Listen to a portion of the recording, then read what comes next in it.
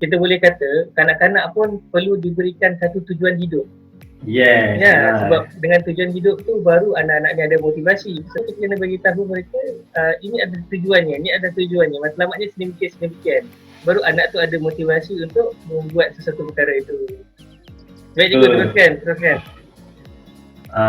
Jadi sebab apa saya mula terfikir macam ni, sebab yelah, kita banyak layan anak-anak kita ni sebagai anak-anak kecil yang tak, maksudnya yang tak tahu apa-apa kan. Tapi hakikatnya mereka juga seperti kita. Mereka juga manusia, mereka juga ada keperluan. Cuma di peringkat kanak-kanak ni, mereka ni hanya memikirkan diri mereka sajalah. Jadi kita jangan mengambil memandang enteng pada peringkat kanak-kanak ni, kerana ini adalah peringkat yang paling penting lah untuk kita bina mereka. Jadi ini adalah contoh inilah teori piramid keperluan manusia Maslow ni. Dia ada biasalah macam piramid makanan lah kan, daripada apa yang basic kepada yang atasnya. Tapi ini kita akan tengok satu-satulah apa level dia. Kat sini ada 1, 2, 3, 4, 5 level. Jadi kita akan tengok peringkat-peringkat dalam teori keperluan manusia lah, sebelum kita pergi kepada apa yang perlu diisi daripada peringkat kanak-kanak ni. Jadi kita pergi perkenalan dulu. Okay, kita berkenalan dulu dengan tingkat yang pertama. Tingkat yang pertama ni maksudnya keperluan manusia yang paling asas, basics, ataupun dalam ayat dia cakap physiology needs. Okay, yang ni adalah keperluan asas. Maksudnya bila first dia sampai dekat dilahir dekat muka bumi manusia ni, ini yang perlu dipenuhi sebagai seorang manusia. Jadi ini paling basic lah. Semua manusia dekat dunia ni perlukan ini. Tak ada manusia yang kat dunia ni yang kata tak perlukan makanan, tak ada kan. Jadi ini adalah keperluan yang basic lah. Okay. Jadi pada masa ini keperluan lain tidak sama sekali menjadi tumpuan selagi kehendak asas ini tidak dipenuhi. Jadi macam itulah, paling simple lah kalau kita beza orang yang berlari dengan orang yang duduk diam kan. Kalau berlari dia dahaga, kalau orang duduk diam dia duduk tak penat, dia tak dahaga. Jadi macam itulah, selagi mana kalau dia dahaga dia akan perlukan air lah. Kalau orang yang tak dahaga, buat apa dia nak perlukan air. Jadi maksudnya kalau bahagian keperluan asas ni maksudnya dia perlu penuhi, dia tak boleh fikir benda lain, dia kena penuhikan peringkat ini. Okay. Ini keperluan yang dikatakan yang paling basic lah. Masuk ke keperluan kedua, iaitu keselamatan. Jadi keselamatan ni dia dari segi fizikal dan segi batin lah. Manusia ni biasalah dia perlukan security lah, dia perlukan keselamatan. Kalau konsep keselamatan yang paling kita tengok, yang kita boleh nampak, manusia ni dia perlukan jaga aurat dia lah, jaga pakai baju kan. Walaupun manusia lah pakai baju kan, binatang dah pakai baju. Jadi keperluan dia itu yang dari segi zahir lah, keperluan keselamatan. Dari segi batin dia, contohnya macam kalau kita dah dewasa kita perlukan pekerjaan. Itu kita nak menjamin kehidupan kita kan. Maksudnya kita nak perlukan security dalam kehidupan lah. Ataupun dari segi konsep masyarakat, kita perlukan undang-undang untuk jaga masyarakat. Jadi itu adalah keperluan keselamatan lah. Setiap peringkat ada dia punya tahap-tahapan dia dari segi sudut keperluan keselamatan lah. Ini untuk keperluan yang kedua lah, tingkat yang kedua. Pergi kepada tingkat ketiga. Jadi sebagai manusia ni kita ni makhluk yang ada emosi lah. Contohnya haiwan pun dia ada emosi. Tapi manusia ni lebih hidup lah, lebih emosi dia lebih nyata lah. Jadi kita perlukan sosial, keperluan untuk bersosial, keperluan untuk kita berinteraksi dengan orang lain.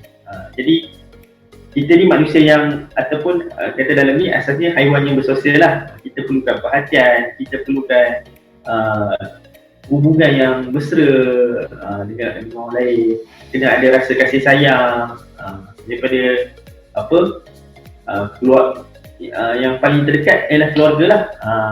Kita suka apa kalau ada ahli keluarga yang penyayang, kita suka kalau ada apa rakan-rakan yang baik. Itu kita memang fitrah kita manusia, itu keperluan yang tingkat ketiga lah. Jadi konsepnya kita ni manusia yang ada emosi dan kita suka berinteraksi, bersosial lah. Jadi itu keperluan kita. Tingkatan yang next, okey, tadi kita dah dapat kasih sayang. Sekarang ni kita nakkan lebih sikit. Kita perlukan apa respect ataupun appreciation. Apa yang kita buat sekarang ni, kita sebagai manusia ni, kita ada kebolehan kan.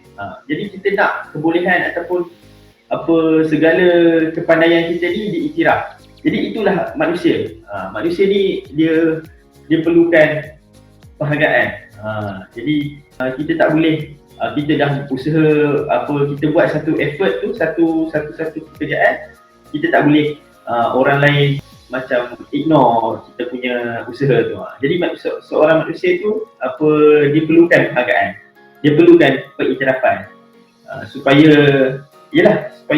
manusia ni antaranya ialah dia ingin dihormati, disanjungi dan juga dia nak ada kehendak status dalam hidup dia. Jadi macam dalam Islam juga kita buat amal ibadat, jadi secara fitrahnya Allah santuni kita dengan bagi pahala, bagi apa kebaikan, fadilat. Jadi kita rasa dihargai lah. Tingkatan syurga juga ada bertingkat-tingkat. Ya, betul. Sebagai menghargai tadi lah kan. Betul. Yang beribadah lebih dapat tingkatan syurga yang paling tinggi, insya-Allah. Kita doakan kita semua Firdaus yang paling tinggi, insya-Allah. Jadi ini yang cuba dalam tingkatan yang keempat lah. Okay, kita pergi yang paling kompleks sekali.